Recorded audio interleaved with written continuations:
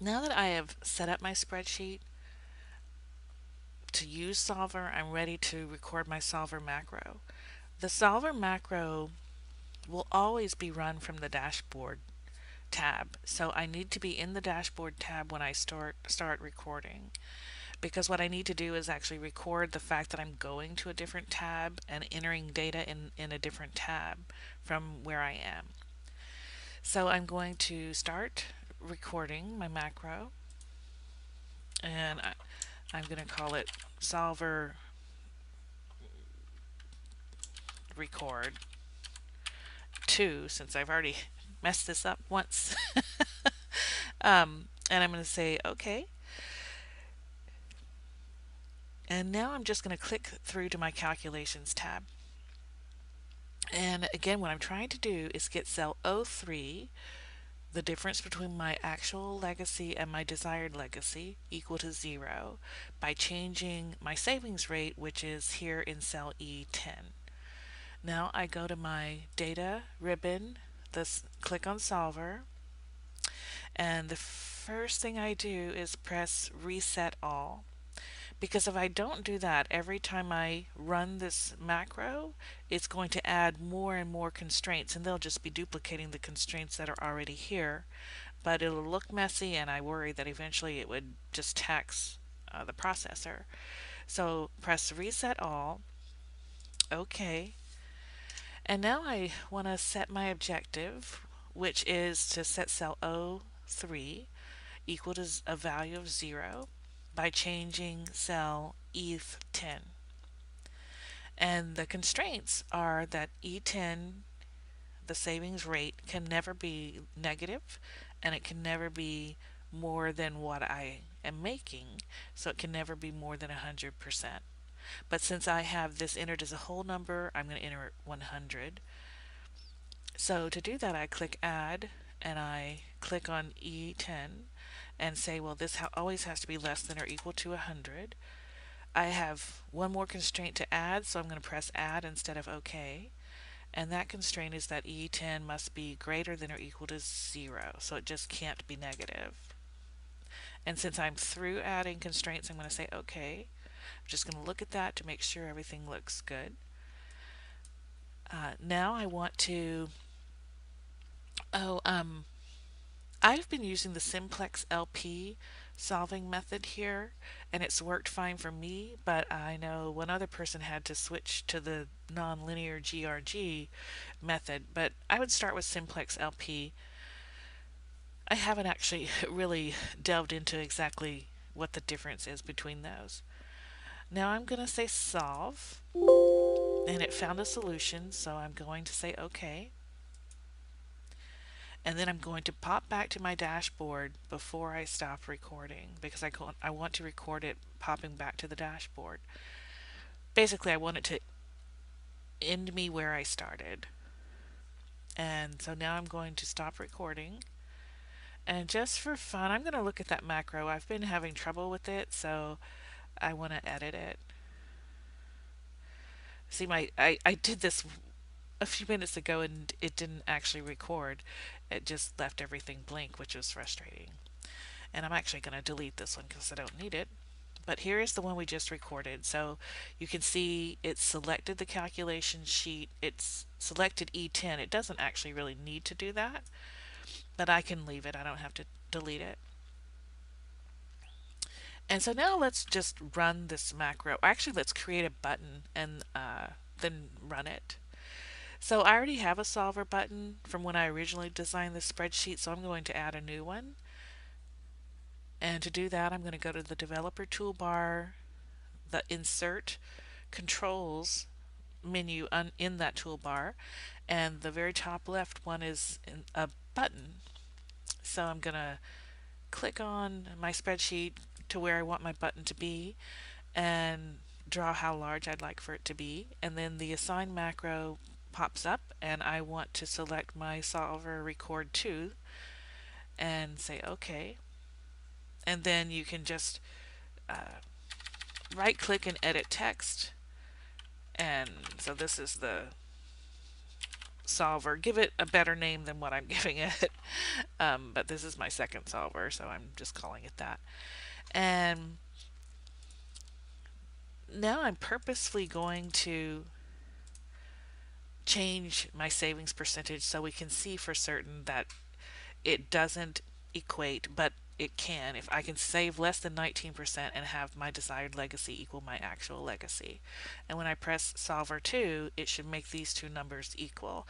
It won't change, actually, maybe it will change this number. I think it will.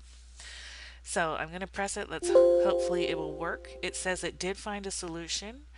And so I'm going to say OK, and I can see that these two numbers are now equal, and it did change this to 12% from 19. Now, I would like to add some refinements. I don't like the fact that I'm gonna do this again and press it again. I don't like the fact that this dialog box pops up. I would rather just have Excel tell it OK and close that as part of my macro. Well, thankfully that's easy to do. Now, I didn't really know how to do it, but I figured it was possible, so I just Googled it and found the answer. So to do that, if you, let's see, go to developer macros, and this is my solver record 2, and I'm going to edit it. And I'm actually going to spend a moment to zoom in or make this font bigger, so hopefully y'all can see it a little better. Okay, to make Excel automatically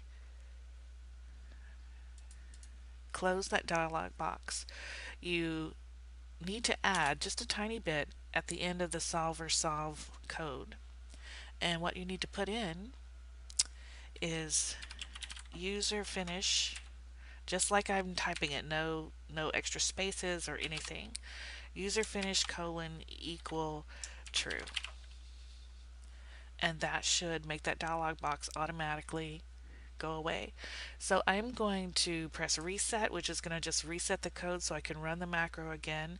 I'm going to click through to my solver.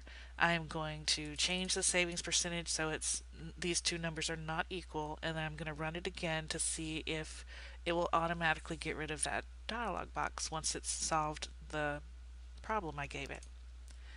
And there we have it. And it worked.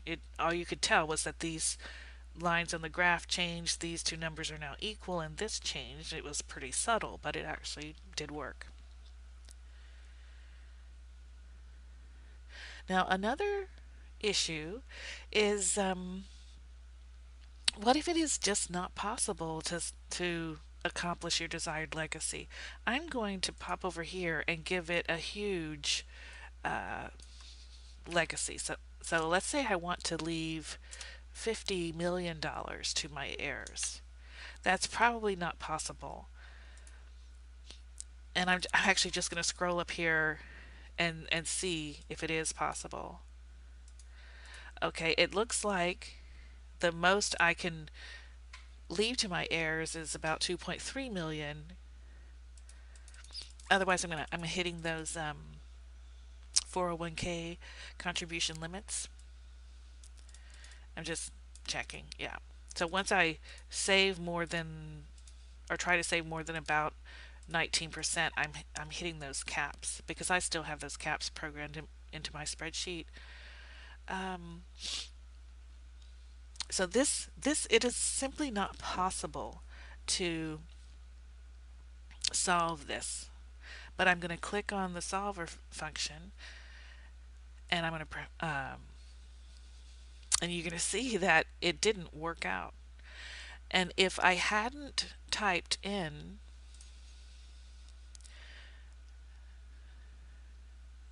this user finish equal true, it would have actually given me a notification, hey, we can't actually solve this.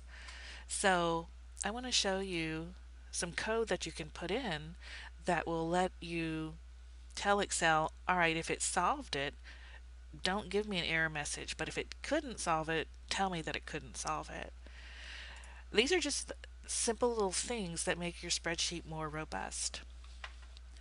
And so what we're going to do is edit this code and say if solver solve, and user finish is going to go in parentheses,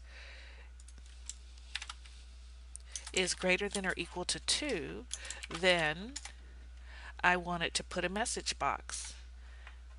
So message box, no solution is possible.